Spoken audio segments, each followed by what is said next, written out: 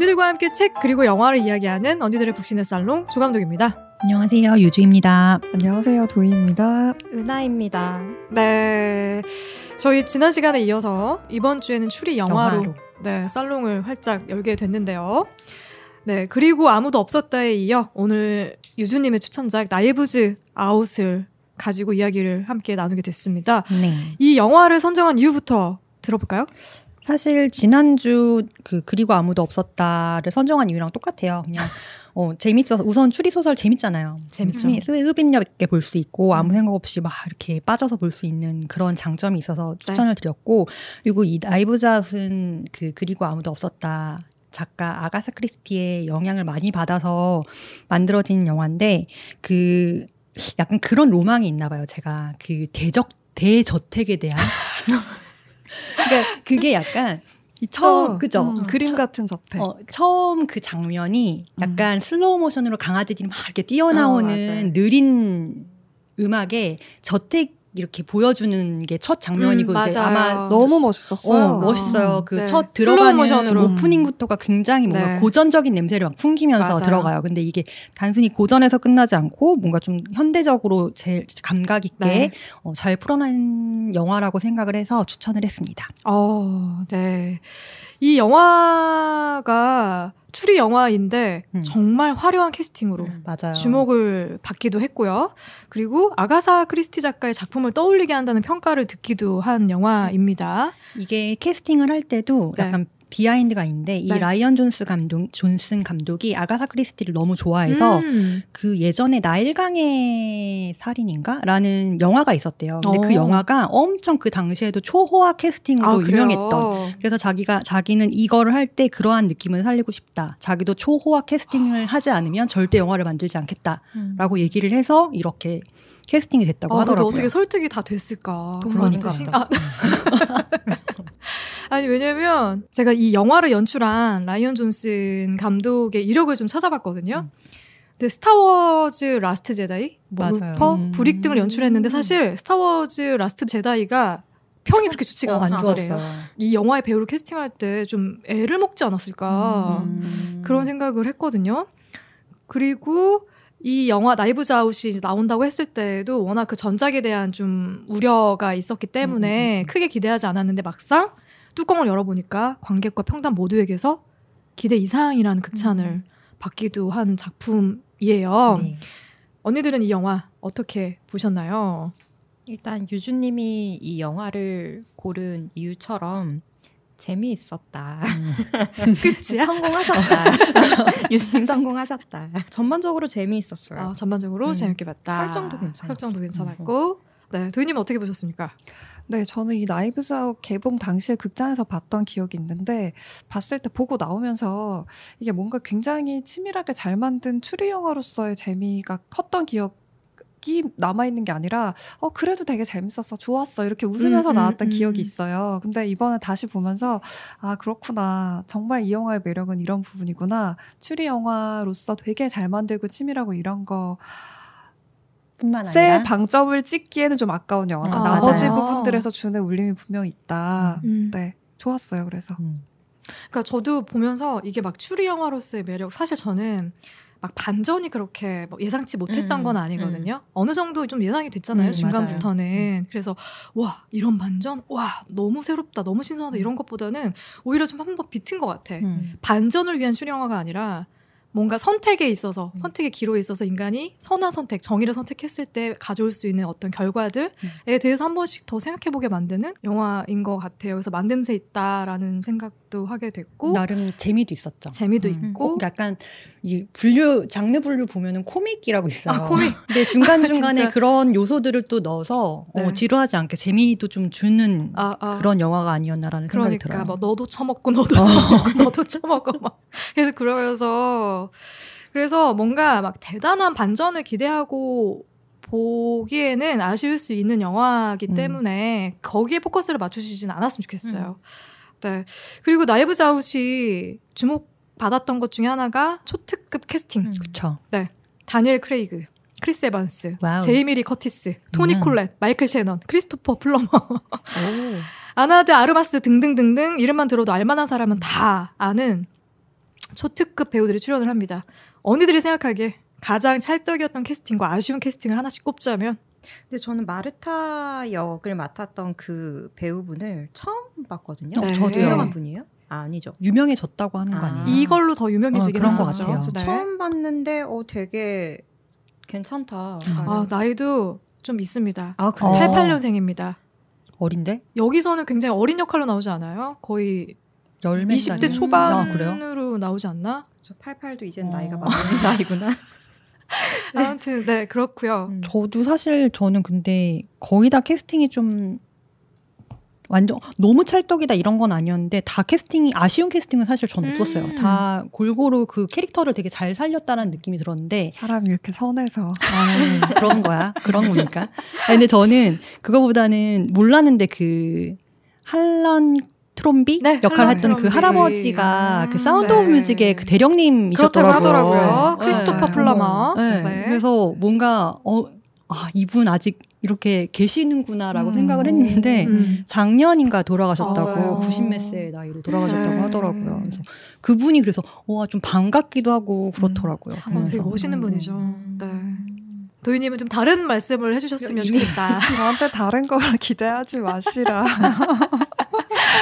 저는 좋았던 캐스팅을 한 명만 꼽을 수가 없어요. 이 할런과 마르타는 너무 좋았고요. 케미도 좋았죠. 네, 그리고 이 할런과 마르타 두 배우들이 만나는 장면에서의 그 어떤 그 울림이라고 해야 될까? 그 부분이 영화 전반의 어떤 설득력이라든지 의미를 되게 많이 줬기 때문에 너무 좋았다고 생각하고 네. 랜섬도 좋았어요. 근데 이 사람이 중간에 좋은 사람인가? 나쁜 놈인가? 왔다 갔다 하게 되는 면이 있는데 있죠. 그게 제 입장에서 봤을 때 항상 캡틴 아메리카 같은 걸 할 때도 미국 사람들은 저런 사람한테 엄청 반듯하다는 느낌을 받는구나. 난 되게 딱 백인 깡패 같은데 이런 생각을 저는 하면서 좀 봤었는데 그 두 가지 이미지를 다 갖고 있는 사람이 이렇게 나왔다는 점이 좋았던 것 같고 네. 그래서 윌터를 꼽고 싶어요. 월터인가요? 윌터인가요? 막내 아들 월터. 월터. 근데 월터가 가장 적극적으로 처음에 맞아.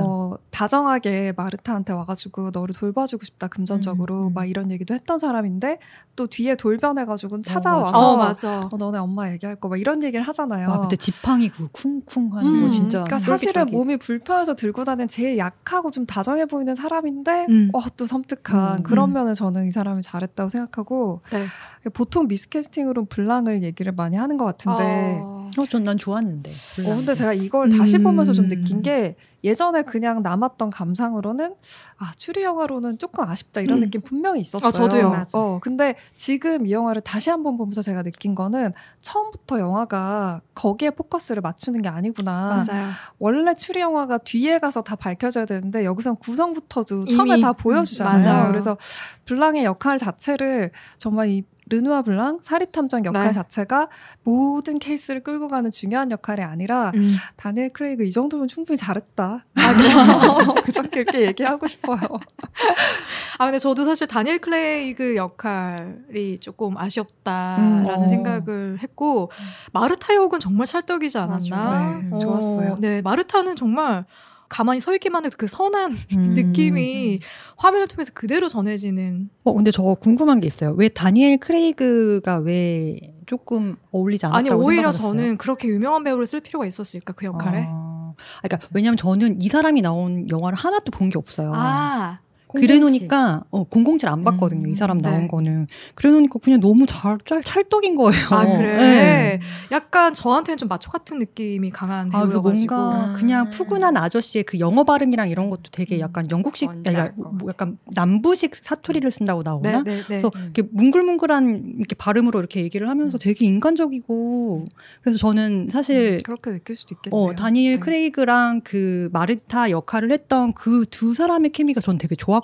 그래서 되게 잘 어울린다. 유주님이 찰떡이라고 하는 거는 이 다니엘 크레이그라는 사람과 캐릭터가 잘 맞았다라고 얘기를 하시는 거고 감독님은 이 배우의 이런 명성에 비해서 역할 비중이 너무 네, 작다. 저는 그래서 그렇게, 아쉽다라고 네. 하신 것 같아요. 그래서 좀 캐스팅이 오히려 조금은 덜 알려진 배우를 쓰는 게 더 좋지 않았을까 하는 전 생각도 다른 들었어요. 면에서 약간 그런 느낌은 있어요. 그러니까 다니엘 크레이그가 어떻게 생각하면 영국을 대표하는 어떤 배우가 돼버리면서 처음에 007 맞고 미스캐스팅이라고 엄청 욕을 먹었는데 그렇구나. 신사 같은 느낌이 없잖아요. 아, 그런데도 불구하고 또 잘 해냈어. 너무 잘 해냈어. 그러고 나서는 이 사람이 정말 탐정은 이렇게 형사처럼 막 잡고 취조하고 이게 아니라 뒤에 가서 피아노로 조율해가면서 세련된 영국 특유의 그런 거를 표현해내야 되는 사람인데 다니엘 크레이그한테는 아직까지도 그 정도까지는 못 미치는 느낌이에요. 네, 예전에 소화해냈던 007도 예전에 그런 007이 표명하는 영국 신사 같은 느낌을 잘 소화했다기보다는 본인 방식으로 야성미 넘치게 바꿨기 때문에 성공을 한 건데 여기서의 블랑은 그래서 요 에거스 크리스티가 만드는 그 고전적인 느낌이랑 약간 튀는 면이 있긴 있었어요. 제가 느끼기에. 저도 약간 그런 느낌을 받긴 했던 이게 것 확실히 같아요. 다른가 봐요. 그러니까 저는 이 사람을 야성적이라고 생각해 본 적이 이미 없거든요. 늙었어. 나 아직 기억하고 있는데 이 사람 특징이 수트 입은 뒷모습 보면 사람들 저 수트를 몸에 꿰맨 것 같다고 막 이렇게 표현을 하는 사람인데 이미 늙었네. 그러니까 나는 그냥 약간 미국 사람이 아니라 약간 유럽 사람 같은 느낌이 좀 이 사람은 나잖아요. 얼굴에서부터. 그래서 뭔가 그 대저택이랑 처음 등장할 때도 뒤에 이렇게 앉아서 얼굴에 반이 이렇게 그늘져서 이렇게 다리를 꼬고 앉아있는 씬으로 처음에 등장을 하는데 마음에 드셨구나. 그래서 뭐야 멋있는데? 그러고 봤더니 영국 사람인 거예요. 내가 영국 사람한테 약해 막 이러면서 봤거든요. 우리 유주님 금사빠. 다들 재밌는 사람을 좀 너무 외모만 자꾸 외모를 언제 우리가 외모를 봤었나? 얼마나 매력적이에요. 제가 제일 봐요. 그래? 네. 이 영화 간단하게 어떤 줄거리로 전개가 되는지 유주님이 소개를 해주실 수 있죠? 한번 해볼게요. 제가 원래 이런 걸 잘 못하는데 베스트셀러 추리소설 작가인 할런 트롬비는 85세에 생일 다음 날 자신의 대저택에서 죽은 채 발견이 되죠. 네. 그래서 스스로 본인의 목을 그어서 죽은 상태로 발견이 되기 때문에 자살로 추정이 되고 그의 장례식 후에 형식적인 절차에 따라서 경찰은 자택을 방문하고 트롬비 가족과 할런의 간병인인 마르타에게 사건의 당일에 대해서 물어봅니다. 그때 블랑 형사도 같이 등장을 하죠? 네, 맞아요. 되게 중요한 역할을 하고 있는데 익명의 사람한테 편지와 봉투를 받아가지고 받고 고용이 된 거예요. 경찰과 함께 여기 도착을 하게 되고 네. 그들이 이제 가족과 마르타에게 사건 당일에 대해서 묻는데 겉으로는 모두 할렌과 사이가 좋았다고 그렇게 대답을 하더라고요. 감사하다고 얘기를 하지만 그 영상이 교차하면서 그들과 할런과의 다툼 장면이 계속 보여줘요. 등장을 해요. 네, 그래서 첫째인 린다는 할런이 차려줬던 부동산을 운영을 잘하고 있지만 그의 남편인 리차드가 그녀 몰래 바람을 피우고 있다는 걸 났더라고요. 할런이 그거를 발견을 하게 되고, 그쵸. 그래서 이제 갈등을 겪고 있었고, 그들의 아들이었던 랜섬과도 뭔가 묘한 싸움이 양아치야, 있었죠. 양아치. 그러면서 싸움이 있었고, 그리고 이제 둘째 아들의 와이프였던 조니도 딸 매그의 학비를 이중으로 맞아요. 수령을 하고 있다는 거를 회사 비용이나 아니면 개인적인 비용으로 좀 사용했던 것 같아요. 네. 이렇게 이제 생활비를 이중으로 타면서 그거를 할런이 알게 되고 조니랑 매그한테도 더 이상 생활비를 줄 수 없다라고 얘기를 했고 막내 아들도 좀 독립적이지 못하고 의존적으로 월트였나요? 그쵸. 월트도 할런의 책만 판매를 하고 하는 출판사를 운영을 했는데 이제 더 이상 너에게 나의 책의 출판권을 주지 않겠다. 그렇게 해서 통보를 받고 있어서 뭔가 갈등을 계속 겪고 있는 상황이었죠. 그리고 거기다 이제는 착하다고 이제 계속 얘기를 하고 우리는 함께 가족이라고 얘기를 했던 간병인 마르타도 모르핀을 이렇게 실수로 과다 투여하게 돼서 약물을 바꿔서 투여하게 된 거죠. 그러면서 할렌이 이제 실질적으로 죽게 되는 데 크게 뭔가 개입이 되어 있는 것처럼 비춰지죠. 하지만 어쨌든 할런은 그 상태에서 마르타가 너무 착하고 성심도 곱고 그래서 이제는 그거를 좀 마르타를 보호해야겠다라는 생각에 마르타를 위한 어떤 플롯을 짜서 마르타가 도망가는 걸 도와주고 본인이 이제 칼로 죽게 되는 하게 됩니다. 네. 근데 이제 블랑 형사는 어쨌든 뭔가 이런 얘기를 다 듣고 나서 뭔가 이게 있다. 이게 단순한 자살 사건이 있다. 아닐 것이다라는 생각으로 순진한 마르타한테 도와달라.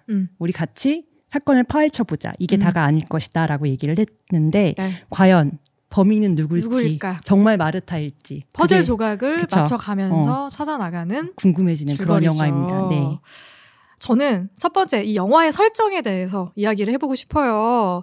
이 영화가 독특하게도 추리 영화를 표방하지만 제가 볼 때는 보통의 추리 영화와는 다르게 착한 자가 살아남는다 라는 공식에 초점을 맞추고 있다는 생각이 들어요. 영화의 이런 설정을 언니들은 어떻게 보셨는지 그 이야기부터 우리 좀 나눠보면 어떨까요? 이 영화는 다른 추리소설과 굉장히 추리 영화와 다르게 그날 있었던 진실에 대해서 마르타와 할런이 있는 장면을, 그러니까 진실을 상당히 초반에 보여줘요. 영화 절반이 지나가기 전에 이미 말해줘요. 그래서 마르타가 할런에게 놓는 주사약이 바뀌었고 그것 때문에 10분 안에 할런이 사망할 상황이었고 네. 이 할런이 마르타를 지키기 위해서 자살로 위장한다는 진실을 우리가 이미 알게 돼요. 그래서 그렇죠. 우리가 이 너무 착하고 이 할런의 마음, 이 자기 생명이 10분밖에 안 남았는데 마르타를 걱정한 이 할아버지의 마음과 이 할아버지 살리고 싶은 마르타의 마음을 우리가 다 목격을 해버렸잖아요. 그렇죠. 그래서 마르타랑 같이 우리가 마르타가 이거를 다 덮어쓰게 되지 않기를 정말 기도하면서 맞아요. 이 할아버지가 지켜주고자 했던 거를 이 착한 이민자 소녀의 삶이 이게 안 부서졌으면 좋겠다 이렇게 생각하면서 계속 따라가게 돼요. 이게 굉장히 특이한 점이고 맞아요. 저는 참 좋았어요. 이런 네. 설정이. 맞아요. 그리고 모르겠어요. 이게 착한 자가 살아남는다는 게 결국에는 우리가 흔히 알고 있는 권선징악이잖아요. 그러니까 우리는 흔히 권선징악에 너무 익숙하고 그게 너무 당연한 것처럼 받아들여서 사실 되게 그냥 이런 설정 자체가 그냥 편했던 것 같아요. 이거 마음이 좀 편안했다. 마음이 편안했다. 그래서 그럴 수 있다. 그리고 약간 이런 결말이 맞아져서 너무 기쁘다. 막판에. 그래 결국에는 정의가 승리하지. 약간 이런 느낌이어서 약간 통쾌한 그런 기분도 있었어요. 그리고 보통은 도대체 뭐지? 파헤치고 싶다 이런데 우리는 완전 반대 입장에서 시작하게 맞아요. 되잖아요. 제발 알아내지 말아라. 저놈의 말아라. 블랑은 도대체 왜 온 거야? 얘를 왜 자꾸 불러내는 거야? 얘는 왜 거짓말하면 토한다는 뭘 알고 거야? 있는 걸까? 막 이러면서 정말 귀엽잖아요. 그게 웃겼어. 완전히 반대라서 좋았어요. 저도. 근데 그럼에도 불구하고 저도 좋긴 좋았는데 저는 이렇게 정말 뚜렷한 정말 못된 놈 있어가지고 걔를 정말 막 못 살게 구는 스토리가 나오는 그런 게 저는 요즘에 그런 게 너무 좋은가 봐요. 그래? 화가 많으신가? 나 요즘에 맨날 좀비만 보고요. 그래. 스위트홈 보시고 죽이고 이런 거. 그래. 근데 좀비는 사실 선악이랑 상관없이 물어뜯잖아요. 네. 뭔가 좀 그러니까 다 때려 부수고 싶으신 거예요? 다 그냥 재능 찾기가 아직 못 돼서 그래? 그런가? 이뤄야 될 게 너무 많다. 근데 저도 그게 되게 좋은 게 그거 있잖아요. 우리 넷플릭스 드라마 요새 많이 보면은 악인이 얼마나 더 악해질 수 있는가를 자꾸 쫓아가게 되잖아요.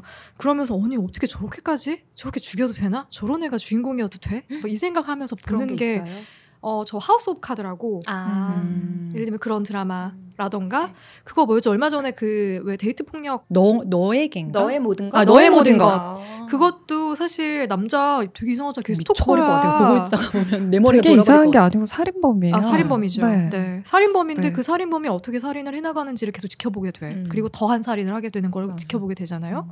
불편하죠. 그런 그렇죠. 게. 네. 정말 악당이 어떻게 더 악해질 수 있는가를 보다가 이렇게 선한 주인공이 어떻게 굴레에서 벗어날 수 있을까를 지켜보게 되는 그런 매력. 이게 저는 이 영화의 가장 큰 매력이라고 생각했습니다. 그리고 약간 그런 게 있어요. 드라마도 착한 드라마들이 많아요. 보면 주말 드라마도 이렇게 보면 근데 착한 드라마는 재미가 없다 그래요. 다들. 그래. 네, 이렇게 자극이 없잖아요. 그래서 지금 펜트하우스가 이렇게 펜트하우스.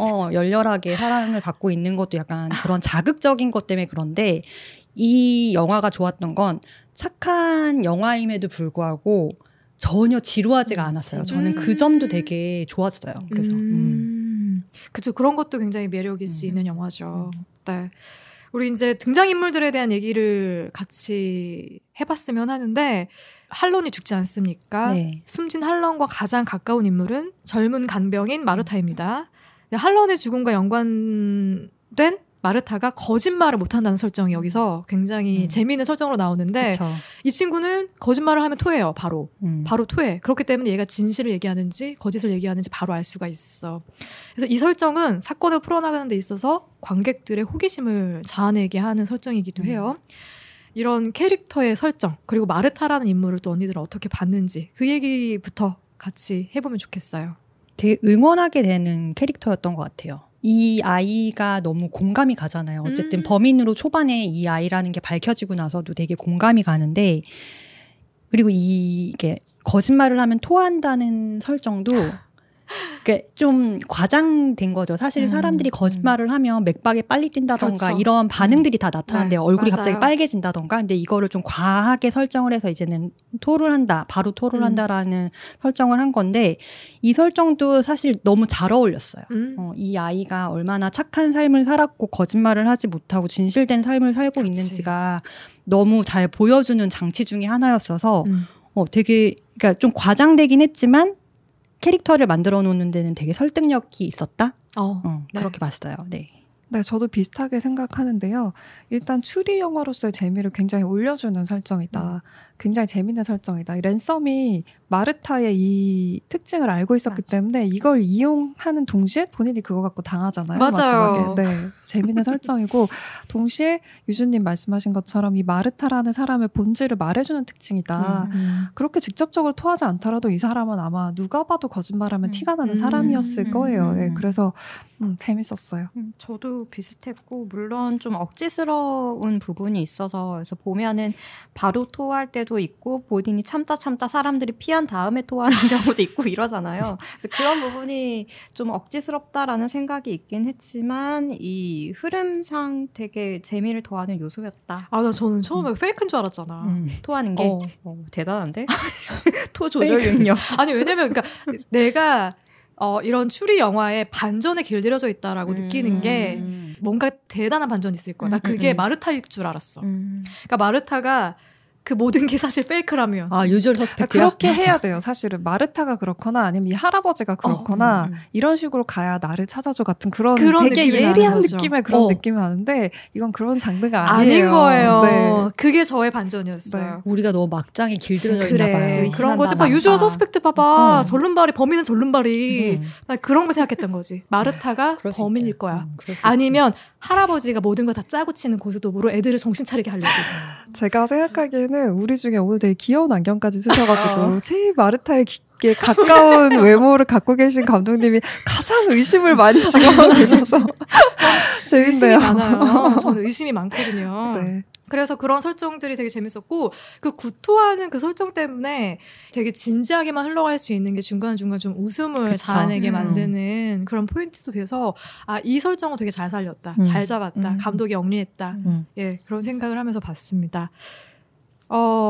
이제 할런이 뒤바뀐 주사를 맞고 이제 죽음에 다다라서 스스로 목숨을 끊어버리고 마르타를 구하게 됩니다. 모르핀을 100mg? 맞아요. 100mg을 3mg만 놨어야 되는데 100mg을 놔버린 거야. 그러니까 해독 주사가 필요한데 해독제가 필요한데 해독제 가방이 없어. 그렇죠. 이렇게 되면 마르타가 사실 구급차를 불러도 살인자가 되는 거잖아요. 할런은 마르타를 구하기 위해서 본인이 스스로 목숨을 끊고 죽음을 맞습니다. 자기가 썼던 추리 소설의 한 부분을 인용해서 마르타가 용의선상에서 제일 1번으로 제외되기를 바라는 마음으로 행동을 얘기를 해주죠. 네, 팁도 주잖아요. 어떻게 행동을 해라. 네.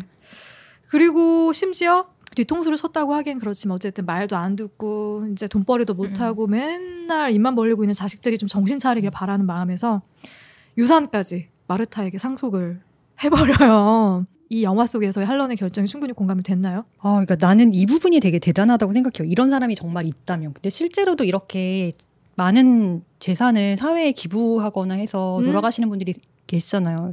진짜 대단하신 분들이라고 생각이 들고 저는 제 가족이 있으면은 아무리 그래도 그냥 가족한테 줄 것 같거든요. 보통은 그렇지. 네. 보통은. 그래서 저라면은 안 그럴 것 같은데 이런 사람도 세상에 있을 수 있으니까라는 생각으로 저는 그냥 봤던 것 같아요. 이런 결정도 있을 수 있지. 뭐 이런 생각으로. 네. 근데 가족들이 진짜 막 굶어 죽어가는 처지가 아니라면 저는 가족들한테 정신을 차리라는 의미로 이렇게 할 수 있을 것 같아요. 근데 또 한편으로 생각을 하면 내가 자식이 없으니까 이런 생각을 하는 게 아닐까라는 생각도 들고 모성애 따위 없기 때문에 우리 모두 모성애가 없다. 현재는. 그런 생각도 들어요. 저도 이런 결정할 수 있을 것 같아요. 제가 항상 요새 뭔가 힘든 일이 생기면 하는 생각이 내가 80살이 돼서 돌아보면 큰일이겠어? 별거 아닐 것 같아. 이렇게 생각하면서 보내거든요. 근데 저한테 80은 그래서 굉장히 인생에 대해서 어떻게 초월할 수 있는 시간이라고 내가 생각하고 있는 시기인데 이 사람은 이미 그 시기 넘은 사람이고 자식은 물론이고 자식은 당연히 장성을 했고 손자 손녀까지 이미 상당히 많이 큰 사람들이잖아요. 그러니까 굉장히 오랜 기간 동안 이 많은 아들, 딸을 먹여 살렸었잖아요. 사위, 며느리, 손자, 손녀들을. 그랬는데 너무나 드라마틱하게 본인의 생일날에만 여러 명과 동시다발적으로 싸워요.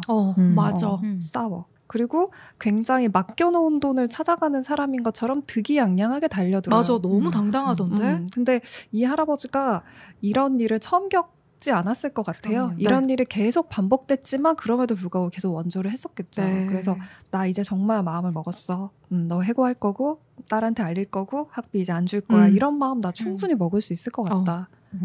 그 장면도 기억이 나는데 죽음을 맞고 난 이후에 어머니가 있었잖아요. 할론의 어머니에게. 그 장면 너무 좋았어요. 그래서 그쵸. 그 사설 탐정이 어머니한테 불량이 처음으로 가서 그 위로해. 그러면서 얘기하는 게 당신의 가족들이기 때문에 내가 이렇게까지 말하는 건 아니지만 저한테 받는 위로가 처음이시죠?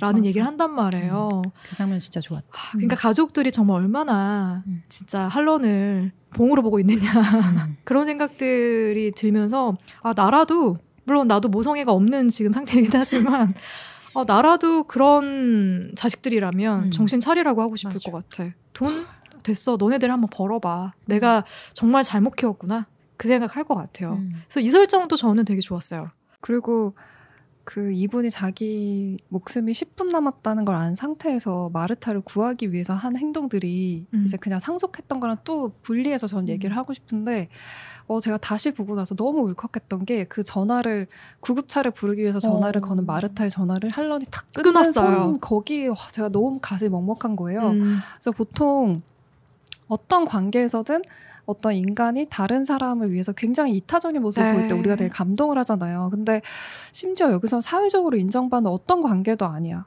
그런 사이에서 그렇지. 이 정도로 전적인 모습을 보인다는 게 이 할런이라는 사람이 마르타를 인간적으로 얼마나 아꼈는지 이 아이를 인정을 했었는지 그게 너무 느껴져가지고 그렇죠.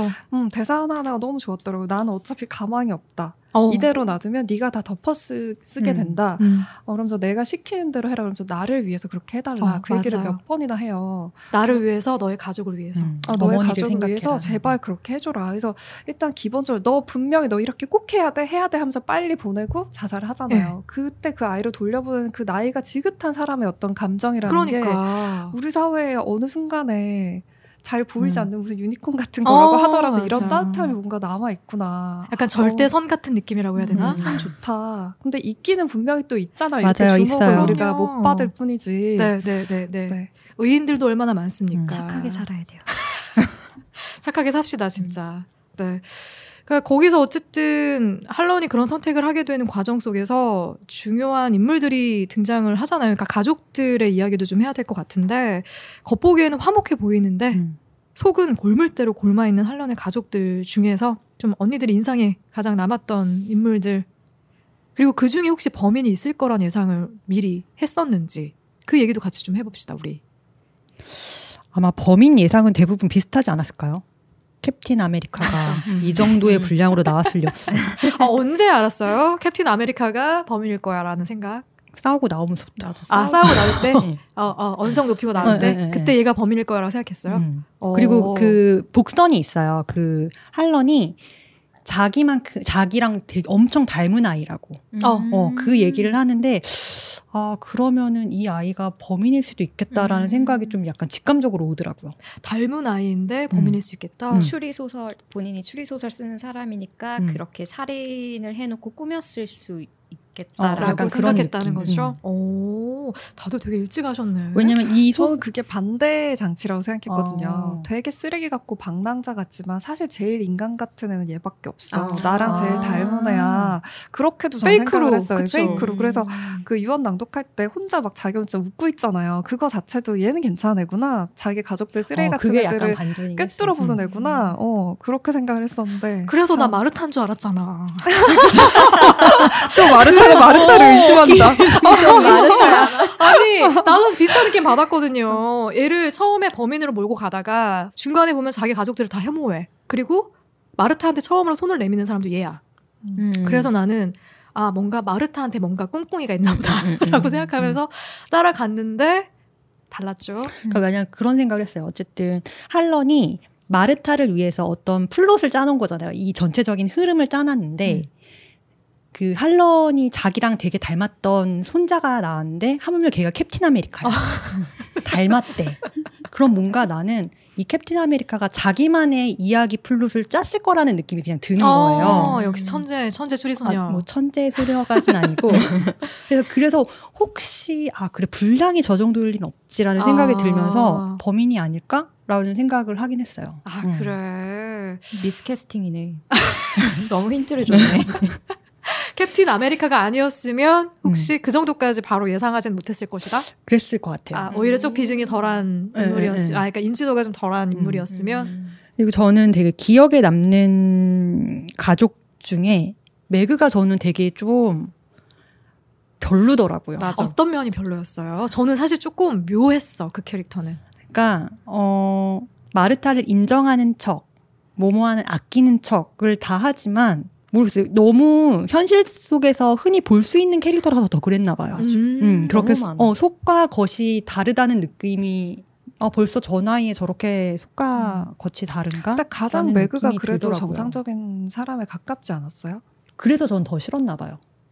현실에서 흔히 봤을 때 되게, 왜냐하면 그 외의 가족들은 흔히 볼 것 같진 않거든요. 근데 매그 같은 사람이 제 옆에 있어서 저한테 그렇게 행동을 하면 전 마르타가 그래서 부처인가? 진짜? 나는 매그가 뭘 그렇게 잘못했어요? 매그는 그냥 돌려주는 게 맞다고 생각해. 이 얘기한 거밖에 없는데. 말로 어떻게 설명은 못 하겠는데. 도희님은 매그를 어떻게 보셨어요? 그냥 평범한?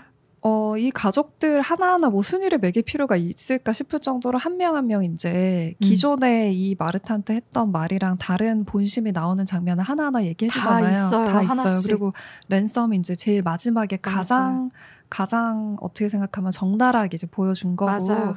근데 매그에 대해서 저는 가장 얘가 나쁘다라고 하기에는 다른 사람의 얘기를 듣기 전에 처음으로 그래도 할아버지 유언대로 해야지라고 자기 가족한테 얘기했던 애고 너 학교 못 가? 이 얘기를 듣고 나서 이제 애가 야 그래도 돌려주는 게 맞다고 생각해 전화를 하긴 했지만 그래서 제일 나쁘다고 할 필요 있을까? 나 같아도 그렇게 했을 것 같은데 제일 나쁘다기보다는 그냥 좀 꼴불견?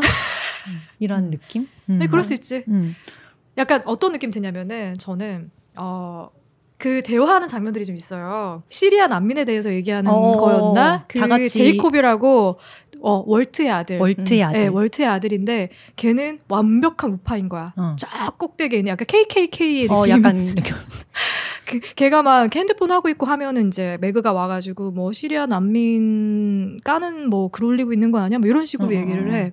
매그의 엄마 조니하고 매그는 난민이라던가 뭐 이민자라던가 보면 소수자들을 대변하는 말을 앞에서는 굉장히 크게 하는데 막상 자기 일이 됐을 때 그게 자기 일이 됐을 때에는 그래도 내 이득에 대해서는 생각해 볼 수밖에 없는 입장. 그런 입장을 왔다 갔다 하면서 매그가 취하는 느낌이 있기는 했어요. 어떤 면에서는. 근데 그거는 나는 좀 이해는 됐던 것 같아. 왜냐면 당장 내 학비가 없고 당장 내 재산, 내가 상속받을 재산이 사라진다라고 하면 어떻게든 얘를 회유하고 싶지만 머리로는 충돌이 일어나는 거야. 머리로는. 왜냐면 난 그렇게 얘 보면 페미니즘 공부하는 학생이잖아요.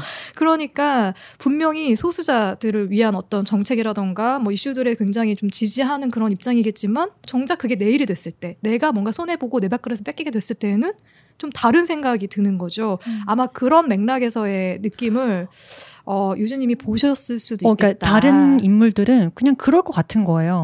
근데 매그가 되게 뒤통수를 친 느낌이 그냥 앞뒤가 좀 들어가지고. 다른 느낌을 네. 조금 받으셨던 건데. 그래서 그러니까 저는 거기에 대해서 제가 더 반감이 생긴 이유가 한국에 그런 정서가 특히 더 있잖아요. 네. 너 어차피 똑같은 인간들인데 평소에 뭐 난민 챙긴다고 뭐 한다고 그런 말 자체 하지 말아라. 맞아요. 이런 내가 관점이 뭔가 있다는 거야. 좋은 제스처를 했으면 그만큼의 나를 인정을 해주는 게 아니라 그게 오히려 더 무슨 호박씨 까는 애처럼 나에게 네. 독이 되는. 그래서 나는 매그가 되게 처음에 적극적으로 가정부라고 부르지 말라고 간병인이라고 부르라고 그게 위선이라고 해도 그런 태도가 있는 사람이라도 없는 것보다 나은 거 아닌가? 전 좀 네. 그런 생각이 있습니다. 진짜. 전 그냥 매그랑 마르타가 두 사람이 정서적인 교류가 이 중에서 가장 많았던 저도 사람이라고 그렇게 봤어요. 생각을 했기 네. 때문에 나중에 이렇게 좀 다른 모습을 보였을 때 마르타가 느꼈을 충격이 가장 크지 않았을까라는 생각이 들어서 가장 배신감이 들었던. 그래. 저는 개인적으로 제일 비호감이었던 인물은 리처드. 사위. 네. 남편.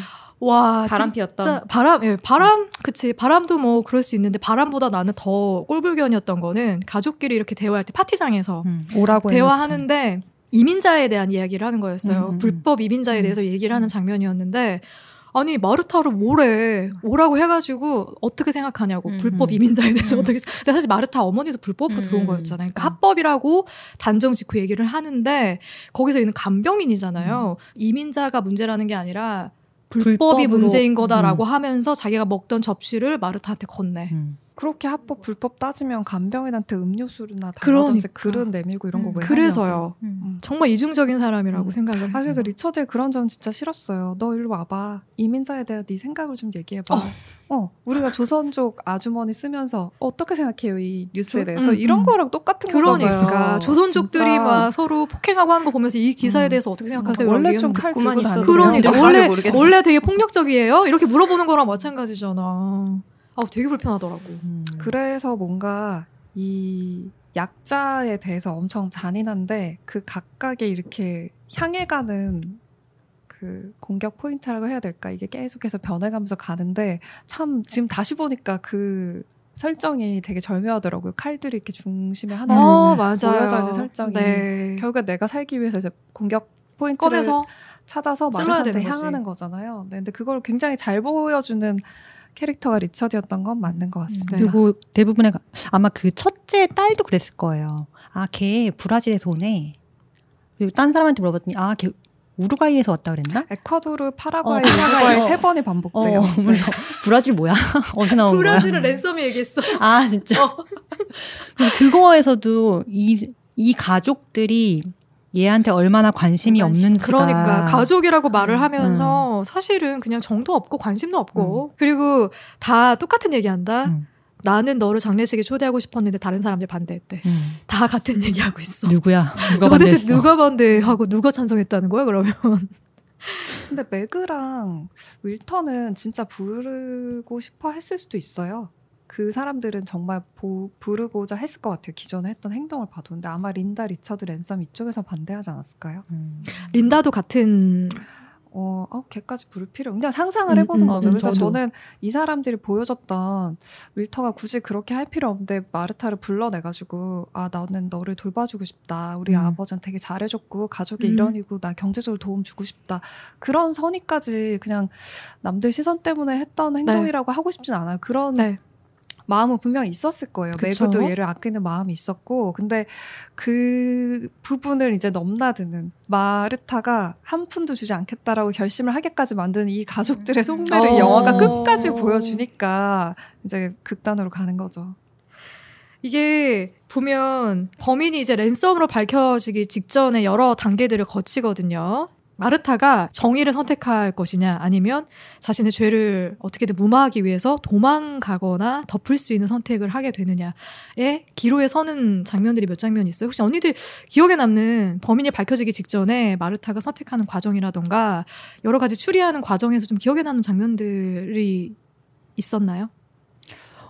저는 처음에는 어쨌든 블랑이 도와달라고 얘기를 하잖아요. 네. 그래서 제가 볼 때는 아마 블랑이 처음부터 알았을 거예요. 그 나중에도 얘기할 텐데 언제 알았냐고 했더니 이제 마르타의 신발에 묻어있던 피 한 방울 보고 네가 그 현장에 있었다는 것을 이제 본인이 처음부터 알고 있었다라고 얘기를 하면서 아마 그 얘기를 듣고 나니까 처음부터 아마 블랑은 이 아이가 범인이라는 걸 알고 계속 데리고 다니면서 자기를 도와달라고 했을 거예요. 근데 이제 그 보면은 되게 어설프게 어쨌든 할런의 추리소설 같은 걸 읽었겠죠? 마르타도. 네. 어설프게 그 옛날 올드한 비디오 테이프 영상 없애려고 이게 뭐 자석으로 이렇게 문지르는 장면이라던가 그 비가 온 땅에 자기 족적이 남아있는 걸 숨기려고 계속 왔다 갔다 하고 왔다 갔다 하는 장면이라던가 강아지가 물고 온 떨어진 나무 조각을 멀리 보냈는데 그걸 다시 강아지가 물고 온다는 장면도 이런 게 되게 그냥 자기를 어떻게든 이렇게 감추려고 했던 행동이랑 그 뒤에 그 플랜인가요? 가정부?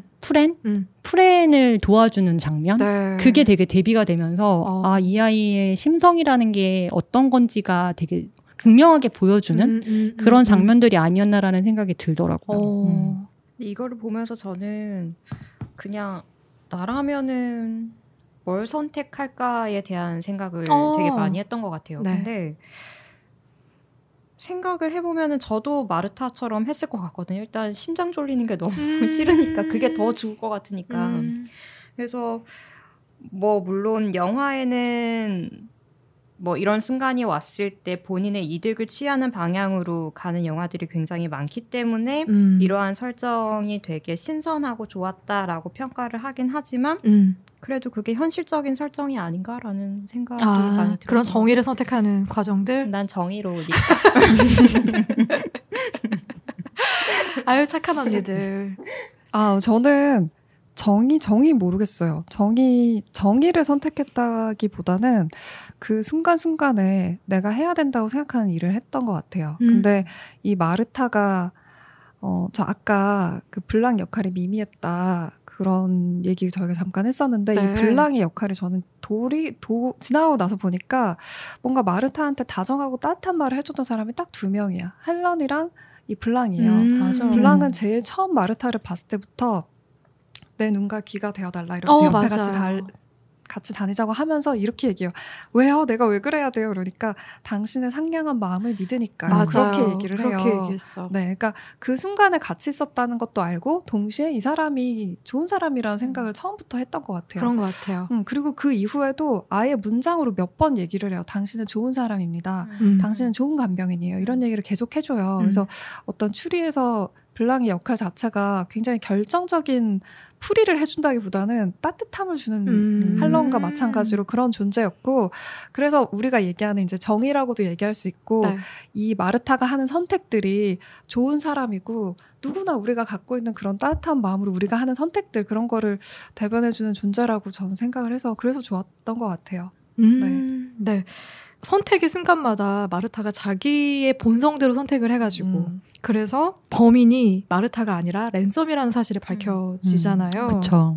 그 과정들이 저는 되게 좋았어요. 그리고 형사의 그 말이 너무 기억에 남아요. 만약에 할런이 본인의 죽음을 직감했던 순간에 본인의 선택이 아니라 너의 선택을 따랐더라면 지금쯤 살아있을 거라고. 뭔가 어떤 선한 정의에 가까운 선택들이 가져오는 결과에 대해서 다시 한번 생각해보게 만드는 포인트가 돼서 저는 그런 거 되게 좋았어요. 그래서 이 결말에 대해서도 언니들한테 한번 묻고 싶은데 이 결말 어땠어요? 괜찮았어요? 저 너무 좋았어요. 이게 결말이랑 시작이랑 똑같은 문구가 나와요. 마이 하우스, 마이 룰스, 마이 컵인가? 맞아. 이제 그 컵을 처음엔 할렌이 들고 있던 컵인데 맞아. 이제 그게 사건이 다 끝나고 나서 마르타가 2층에서 그 컵을 들고 한 잔 딱 마시면서 내 집, 내 규칙, 내 커피 이러고 이렇게 마시면서 밖으로 다 쫓겨가 있는 할런과 사람들을 내려다보면서 정말 통쾌한 결말이 아니었나라는 생각이 들고 이 착한 마음이 되게 잘 전달이 됐던 것 같아요. 지금 방금 얘기를 하셨던 그 감독님 얘기하셨던 블랑이 마른타한테 마지막에 너무 이런 말을 하게 돼서 미안한데 만약에 할런이 네 말대로 구급차를 불렀으면 살았을 거야. 이게 너무 마음 아픈 말이긴 맞아요. 한데 전 사실 이 부분 때문에 이 결말에 대해서도 좀 우리가 납득할 수 있는 것 같아요. 결국에 할런이 정말 바랬던 거는 이 소녀가 잘 살기를 바랬던 거잖아요. 네. 그래서 그건 너무 좋았어요. 우리 현실에서 진짜 약하고 되게 선하고 심지어 얘는 마르타는 마지막에 이 랜섬이 경찰에 가서 얘기했다고 할 때도 혹시 나 때문에 이상하게 얘기한 건 아니죠? 이렇게까지 얘기를 하잖아요. 그리고 나 다 얘기하고 몇 번이나 그런 아이인데 이런 아이가 권력을 얻기는 진짜 힘든 세상이잖아요, 여러분. 조직 생활 해봐도 아시잖아요. 그럼 착한 사람은 절대 올라가지 못합니다. 부와 권력을 나서서 찍어내리진 않더라도 침묵은 적어도 해야 내가 불리할 때 맞아요. 그래야 자리 보전을 할 수 있는 세상인데 정말 이렇게 약하고 선한 이런 애가 권력을 얻기가 힘든데 마이 하우스, 마이 루스, 마이 커피 이걸 딱 들고 있는 결말을 보면 통쾌하지 않을 수 없죠. 너무 통쾌하죠. 너무 진짜. 좋았습니다. 그 문구도 너무 좋지 않아? 좋았죠. 그게 첫 장면에도 나오고 마지막에 대치돼서 똑같이 나오는 거야. 그렇죠. 거기다가 플러스로 진짜 직업병 무섭다. 왜요? 그러니까 이게 번역을 사실은 했어? 아니 그거 세개 번역을 지금 직업병이라고. 번역이 잘못됐나 싶었어요. 영화 보다가. 이 마르타가 오랜 기간 이 간호를 하다 보니까 약통이 바뀌어 있었음에도 불구하고 본능적으로 제대로 된 약을 찾아서 그 주사를 하잖아요. 점도를 느낌으로 알 수 있는 거예요. 주사기를 뽑을 때. 직업병 무섭다. 수백 번이나 그걸 진짜. 해봤기 때문에. 근데 그게 당신은 좋은 간병이기 때문에 잘못 주사하지 않았다. 이게 진짜 위로가 아니라 진짜 맞는 말인 게 정말 구별이 안 될 정도면 하나하나 자세히 보고 해야 되는 게 맞잖아요. 이 사람은 그렇게 부주의하지 않았다는 거죠. 그렇지. 그러니까 아는 거지 그만큼 되게 세세하게 챙겼다는 거니까. 그리고 얼마나 성실했는가를 보여주죠. 그런 성실함을 보여주는 건 맞는 것 같아요.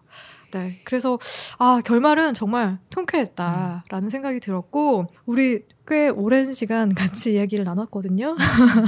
영화 나이브즈 아웃을 한 줄로 한 문장으로 추천한다면 뭐라고 하시겠습니까? 저는 이게 2019년 12월인가 개봉을 했을 거예요. 그때 캐치프레이즈가 여러분 지금 겨울왕국을 볼 때가 아닙니다. 더라고요. 그래서 그거를 약간 따서 여러분 지금 펜트하우스를 볼 때가 아닙니다. 너무 적절하다. 진짜. 되게 재밌었어요. 저 그냥 일반적으로 되게 마음 따뜻하고 우아한 추리 영화. 좋습니다. 네. 섣불리 자살을 선택하지 마세요. 살아남을 수 있습니다. 뭐 개몽하는 것 같은 느낌이야. 근데 저도 선한 추리 영화를 보고 싶다면 나이브즈 아웃을 꼭 보셔라 라는 말씀을 드리고 싶고요. 진짜 이런 착한 감성의 추리 영화라니 너무 색다르지 않습니까? 좋았어요. 신선했어요. 그렇죠? 우리 이번 달은 유주님의 책과 영화였잖아요. 다음 달에는 도희님의 책과 영화입니다. 맞아요. 벌써요? 그럼요. 기억이 안 나는데요? 달콤 쌉싸름한 초콜릿과 네, 파네미로. 맞습니다. 어떤 의도를 가지고 이 책을 책과 영화를 선정하셨는지 여쭤봐도 되나요? 일단 둘 다 제가 되게 좋아하는 소설이고 좋아하는 영화고 좀 환상적인 면이 있는 작품들이에요. 근데 인간의 고통은 어차피 우리가 데일리 고통들이 있잖아요. 그렇죠. 인간의 삶은. 근데 그거를 좀 이겨내는 방편으로 쓰이기도 하고 환상이라는 게 또 어떤 면에서는 내가 현실에서 하지 못하는 거를 상상으로 채워나가는 인간의 노력이기도 하고 그런 거를 문학적으로 또 영화적으로 잘 표현한 작품이에요. 그래서 같이 얘기해보고 싶어서 추천을 하게 됐습니다. 도희님의 픽 너무 궁금하네요. 기대된다 진짜. 책은 빌려놨는데 나도. 근데 저는 파네미로 너무 무섭게 봤던 기억이 있어가지고 좀 무섭더라고요. 이게 아까 그냥 약간 몽환적이고 약간 이렇게 생각을 하고 봤는데 그거보다 저는 훨씬 좀 무서웠던 기억이 있어요. 파네미로. 이게 이렇게 잔인해서 그런 것 같아. 좀 잔인한 장면들도 좀 나오고 뭐 괴물들도 지금 딱 제가 좋아할. 그래. 그런 감성이구나. 네, 그럼 우리 4월 달에는 달콤 쌉싸름한 초콜릿과 그리고 파네미로로 인사드리도록 하겠습니다. 다음 주에 저는 셜록님과 함께 정세랑 작가의 시선으로부터 로 인사드리도록 할게요. 우리 다음 달에 만나요. 언니들 안녕. 바이.